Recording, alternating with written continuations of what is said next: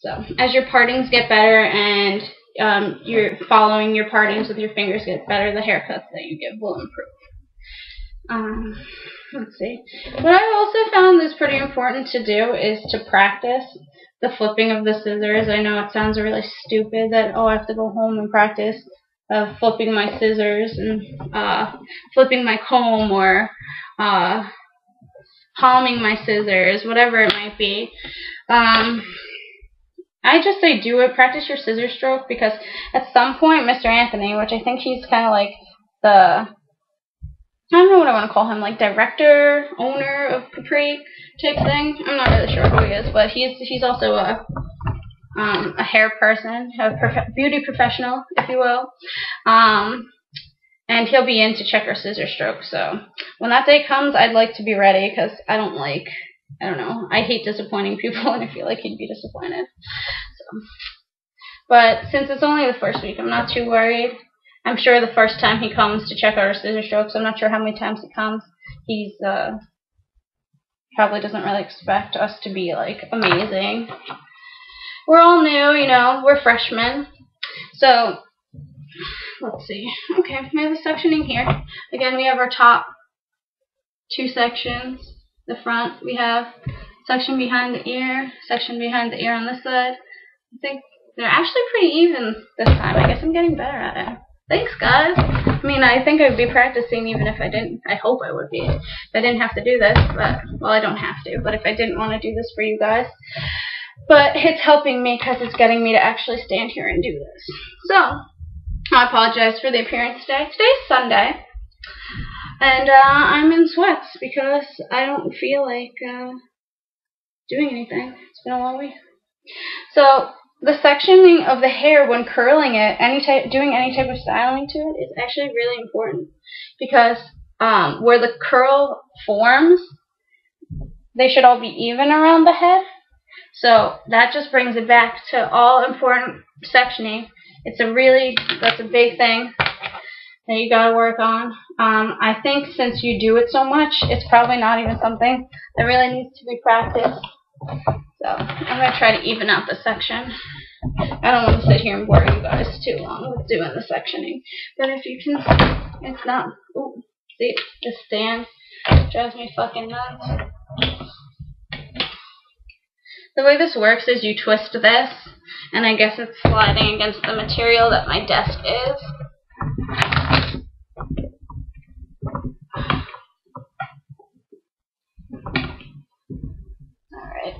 I don't want to tighten it too much because I'm afraid I won't be able to get it off the desk.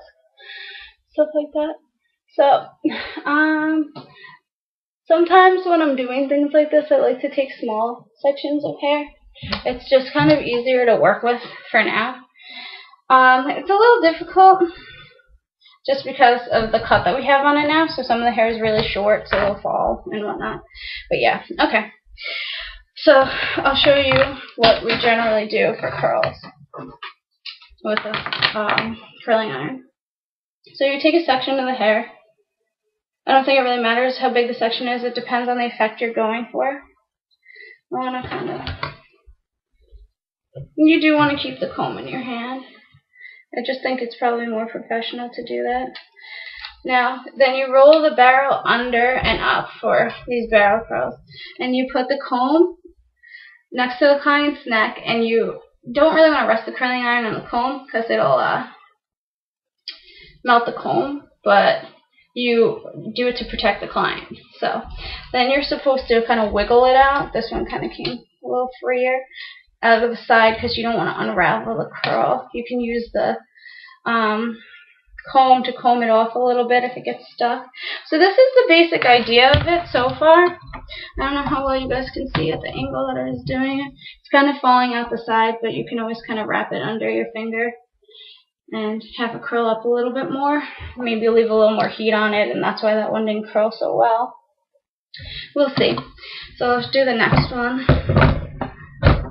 It'd be helpful if I had a way of putting my computer behind me so I don't have to stand over here, but I don't. So we go here.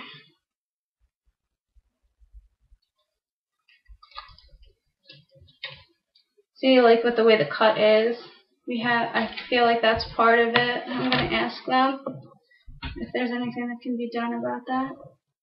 So I usually wait to see when the mannequin's hair starts to smoke a little bit, just because then I know that the curl will probably hold. We don't put any product in them, so that's probably why her hair is all frizzy and stuff like that. But yeah, so there's another example. I don't know how well you guys can see these things from how I have it positioned with my screen keep going black. So you get the idea. You can see it from that side.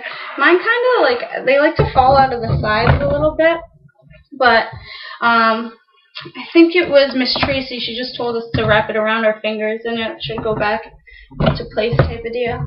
So I can continue doing this for a little bit more, and I'll show you guys a little bit more of the curling.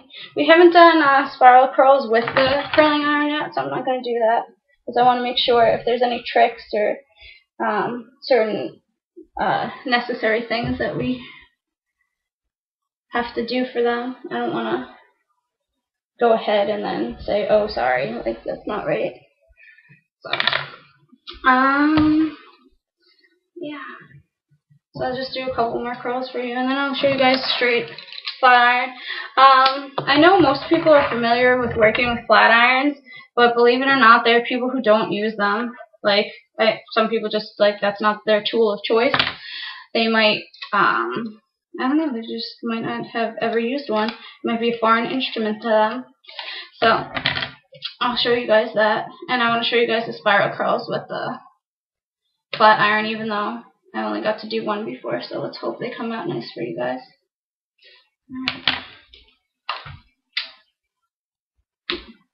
These are actually coming out a lot better than they were in class.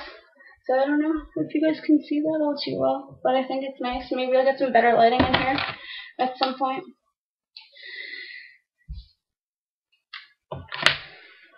I don't know. I've been putting my comb down. I think it's fine. I think you have a little bit more flexibility with doing stuff like that when you're using hot tools. I think it's all also in your own personal preference. The only reason with the blow dryer and stuff like that, you don't shut it off, because it can wake the client up, and obviously you don't really want to put blow dryer down that's on, like it'll blow things all over the place and stuff like that. It's just not a good idea. So, but I think with everything else, it's kind of personal preference and style. This one I did really big over here, and it's kind of falling apart.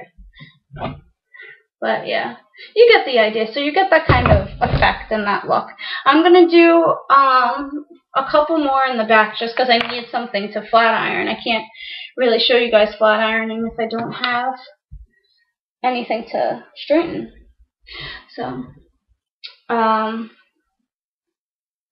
favorite sectioning tool so far has been this comb. It's a little harder to just figure out what hair is on top of and below, but I like because it's straight. You don't want to, and like it's just a pointed end. You don't want to stab your client though, or drag the point against their scalp though. So I might have to figure out a way to that I like to section with clips or something. Clips aren't bad to section with, but they're just not my ideal tool right now. So let's see. This is kind of a thicker section than I did before. I might want to take some of that hair out.